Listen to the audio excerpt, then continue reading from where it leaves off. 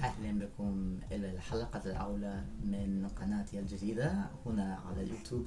ميرسي بوكو، حيث سأشارك بعض أفكاري ورأيي عن الكتب التي أقرأها من العالم العربي. وأنا متحمس جدا لأراجع الكتاب الأول في هذه القناة، واسمه حبيبتي بوكيمون. وهذا الكتاب هو مكتوب بمحمد سالم، وهو كاتب سعودي. فلنبدأ مع المراجعة. في هذه القصة 3 شخصيات رئيسيات اسمهم هتان، حنين، وديالة.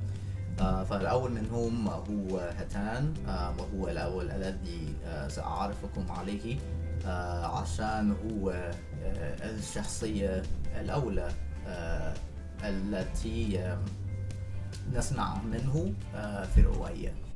في الصفحات الأولى من هذه الرواية نقرأ رسالة مكتوبة بهتان، وهي مقصودة لحنين. ومن هذه الرسالة نتعلم عن الحب عند هتان لحنين، ونتعلم أن كانت لهم علاقة عاطفية، ولكن لا نعرف كل التفاصيل، ولكن من الوضوح أن كانت في شيء عاطفي بينهم. ونتعلم أيضا أن كان في شيء الذي يندم عليه هتان. ما هو هذا الشيء؟ لا نعرف بالضبط، ولكن طوال بقية القصة نتعلم أكثر وأكثر عن تفاصيل تاريخ قصتهم الحب. في الفصل بعد الفصل الذي في رسالة التي كتبها هتان، نتعلم أكثر عن هتان وعن عائلته. وفي هذا الفصل نتعلم أن كانت عند أبيه فرصة في شغله. أعتقد أن حصل على ترقية في شغل، ولذلك كان عليهم الانتقال إلى مدينة الرياض. فانتقلوا إلى بيت جدتهم، حيث يتعرفون هتان وحنين على بعضهم البعض لأول مرة. وبعد هذا اللقاء من وجهة نظر هتان كان الحب من أول نظرة، وهكذا بدأ اهتمامه بها، ولكن من وجهة نظر حنين لم تحس بأي شيء. ولكن بعد ذلك اليوم ما كان هتان يستطيع توقف عن التفكير بحنين، وهكذا بدأت مطاردته بها.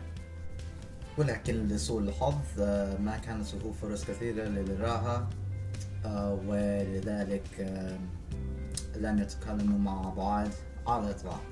وهكذا كان لفترة طويلة. ذات يوم صار حادث بالشارع، عندما كان أبوه يعبر الشارع ودهس بالسيارة.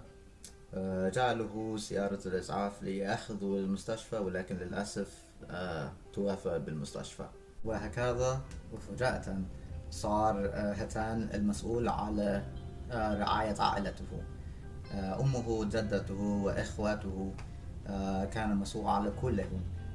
فلذلك كان عليه أن ينسحب نفسه من الجامعة في ذلك الوقت. يعني ما ذكرته، لكن هو كان يدرس بالجامعة، ولكن بسبب الحادث كان عليه أن ينسحب نفسه من دراساته ليدور عن شغل. ولأنه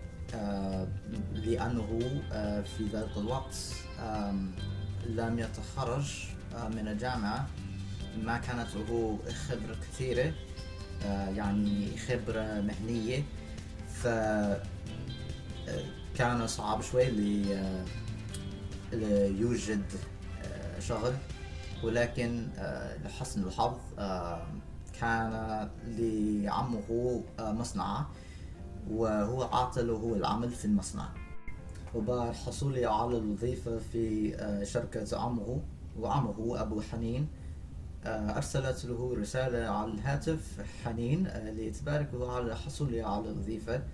وهكذا بدأت علاقتهم، وهكذا تطورت علاقتهم بطيئة بطيئة حتى أنها صارت عاطفية. وهكذا استمروا علاقتهم بالسر، يعني لم يعرف أي أحد عن العلاقة العاطفية بينهم ولا لأنفسهم. أدركت أنني لم أذكر لكم أن حنين هي البوكما التي تذكر في عنوان الكتاب، وهذا هو تفصيل مهم جدا لأنه يأثر على كل شيء الذي يحدث في القصة، وربما كان واضح ولكن ما كنت متأكد، فأريد أن أشرح لكم هذا بشكل واضح. أن هي البوكما وهي حبيبة هتان، ونعم لذلك هو عنوان الكتاب. وهكذا استمرت علاقتهم بالسر. كل اجتماعاتهم وحواراتهم كانت كلها بالسر، لا يعرف أي أحد من عائلتهم عن طبيعة علاقتهم.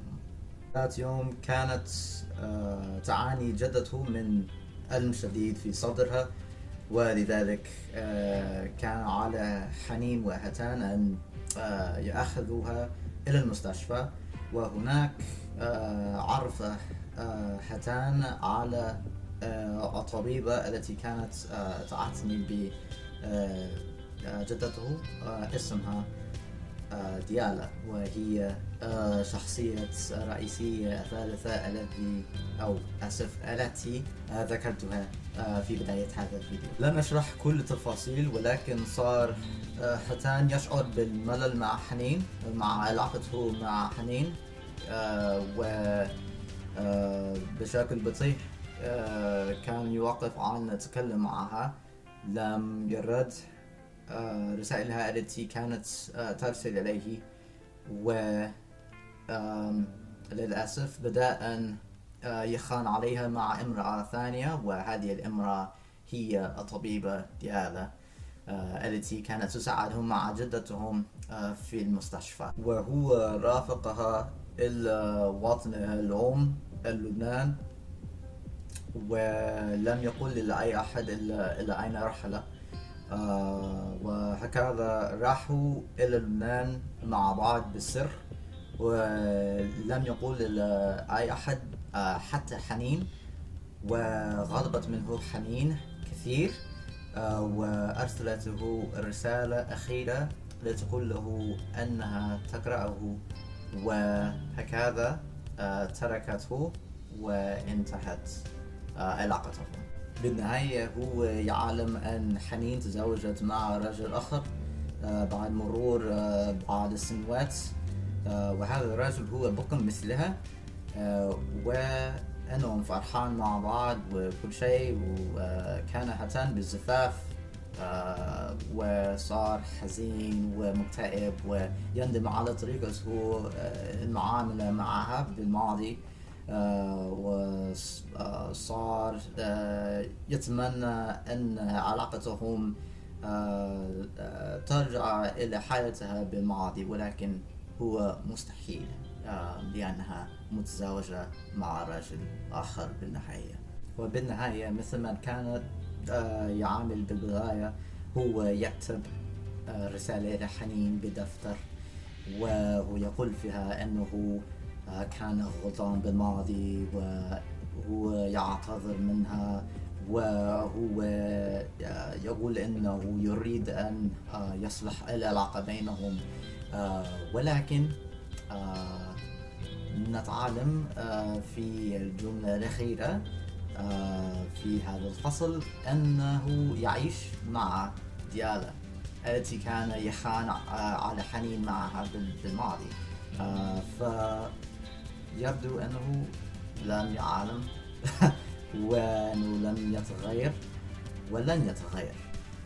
الشيء المضحك بالنسبة لي هو أن هتان كان ينتقد صديقه خالد ببداية القصة بسبب طريقته مع النساء، وكان يقول أن يعني طريقته المعاملة مع النساء ليست جيدة، وأنه يعني يلعب مع النساء، ولكن بالنهاية يبدو أنه مجرد منافق، لأنه يعمل نفس الشيء الذي كان ينتقده بالبداية.